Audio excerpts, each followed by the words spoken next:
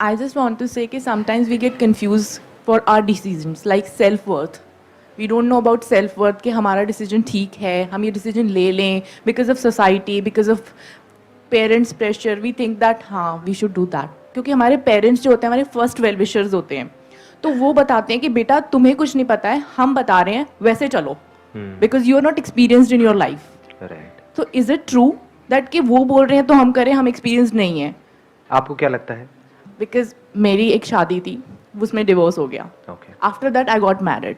You want to share all these things on the camera? It's okay, That is fine. okay? Yeah. Okay. हाँ, बताइए. सबको पता है मेरी शादी हुई थी, देन उसके बाद दोबारा हुई है. हाँ. Now the problem is this, सबको ऐसा लगता है कि लाइफ में अगर हम कुछ कर रहे हैं और ठीक है एक्सपीरियंस तो मिल गया और लेसन भी मिल गया, but still somewhere people feel कि हाँ गलत है, you are not doing right.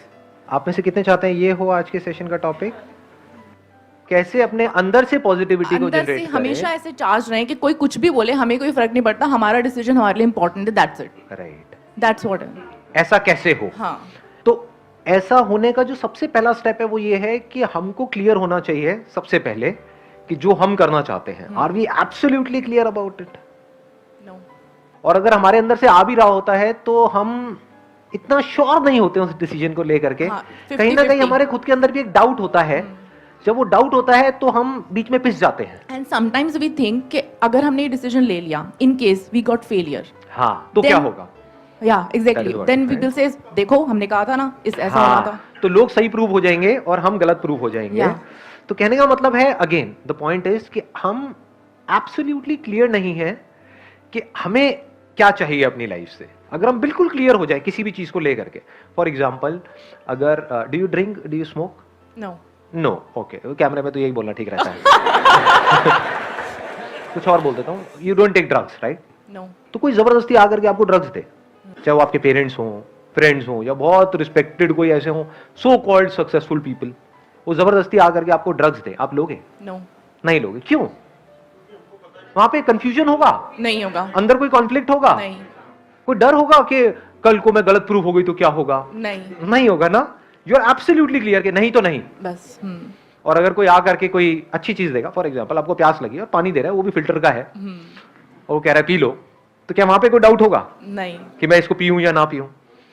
तो ऐसा क्यों हो पा रहा है? क्योंकि दोनों ही सिचुएशंस में आप एब्सोल्युटली क्लियर हो कि मेरे लिए सही क्या है और दूसरा मेरे लिए गलत क्या है. Once we are absolutely clear कि मुझे अपनी लाइफ से क्या चाहिए और क्या नहीं चाहिए, तो दुनिया की कोई ताकत हमको हिला नहीं सकती.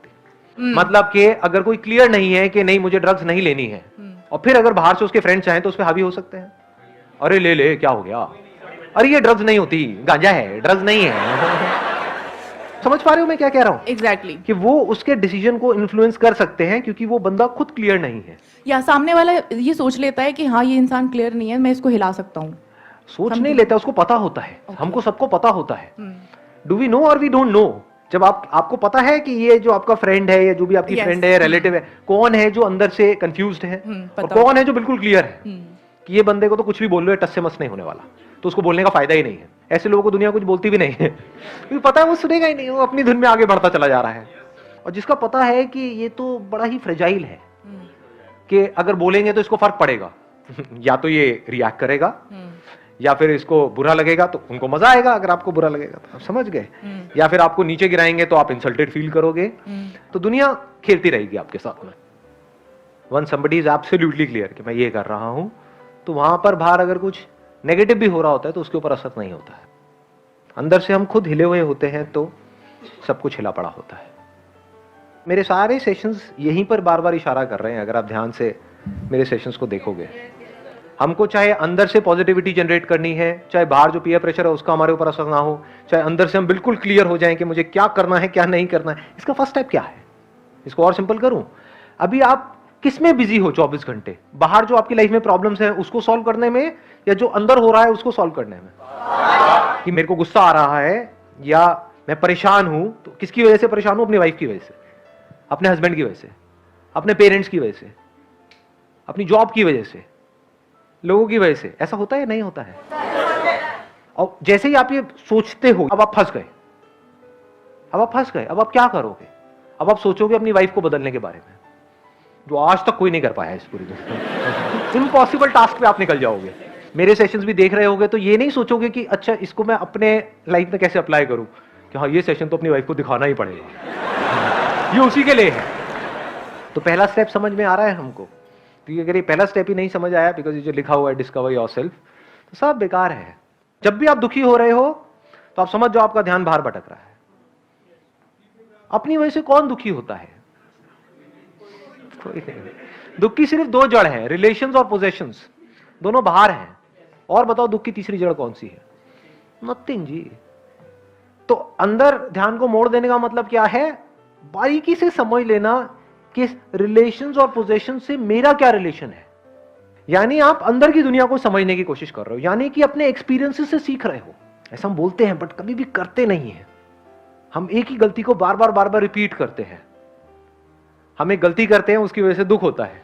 कोई झूठ होता है, उसको सच मान लेते हैं, उसकी वजह से दुख होता है। फिर वही गलती बार बार रिपीट करते हैं और दुखी होते चले जाते हैं। फिर डिप्रेशन में चले जाते हैं, फ्रस्ट्रेटेड हो जाते हैं, एनर्जी धीरे धीरे खत्म हो जाती है। उस सबकी जड़ क्या है? अगर मैं आपको एक लाइन में बताऊं, एक ही गलती आप रिपीट करते चले जा रहे हो। वो गलती क्या है? झूठ को सच मान लिया है। तो जैसे उस झूठ का सच हमारे सामने आता है, यानी हमको रियलाइज होता है कि ये तो झूठ है, हम दुखी हो जाते हैं। आपको समझ आ जाए कि क्या झूठ है क्या सच है, तो कहीं कोई प्रॉब्लम ही नहीं है, बिल्कुल तेजी से आगे बढ़ोगे, कोई कंफ्यूजन ही नहीं है। डिसअपॉइंटमेंट कभी भी हाथ नहीं लगेगा। बारीकी से समझते चले जाओ जो बातें मैं बोलने वाला हूं। ये नहीं कि सुनते ही आप कहोगे नहीं ये तो बकवास है। मुझे पता है क्या आएगा आप लोगों के माइंड में। सच सुनने की आदत नहीं है ना, झूठ ही हमको सच लगता है। मैंने क्या बोला ये बात, इसकी गहराई आप देख पाए? जब भी आप दुखी हो रहे हो तो किसी ना किसी झूठ को आपने सच मान लिया है और दुखी हो रहे हो।